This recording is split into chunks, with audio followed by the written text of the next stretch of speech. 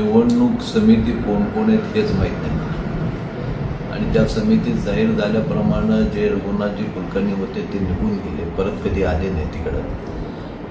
त्यामुळे वाटाघाटी कोण करणार? फक्त पालकमंत्रीच करणार का ह्या जिल्ह्याचं सगळं वाटाघाटी? कुणाशी करावं हे आम्हाला अजूनपर्यंत कळालं नाही.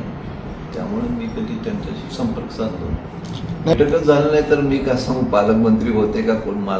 मी तर बैठक कुठल्या नव्हतं, आमच्या आईची तब्येत ठीक नव्हतं, पण पालकमंत्री असं म्हणले नाही 3 आमदारामध्ये मी का हस्तक्षेप करत नाही. पूर्णपणे हस्तक्षेप पालकमंत्र्याचंच आहे आणि पालकमंत्री जे उमेदवार देतील ते निवडून आणण्याचं काम आमचं आहे. फक्त आता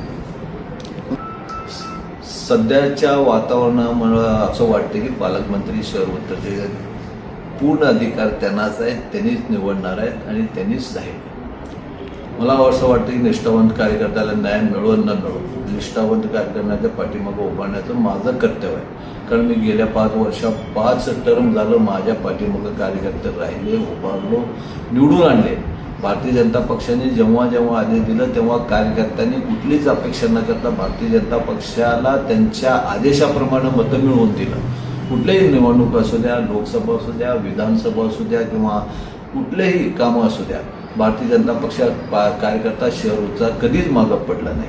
मग आज हे जर करता त्यांच्यावर अन्याय होत असेल तर माझंही कर्तव्य आहे की त्या कार्यकर्त्याच्या मागं उभा राहील.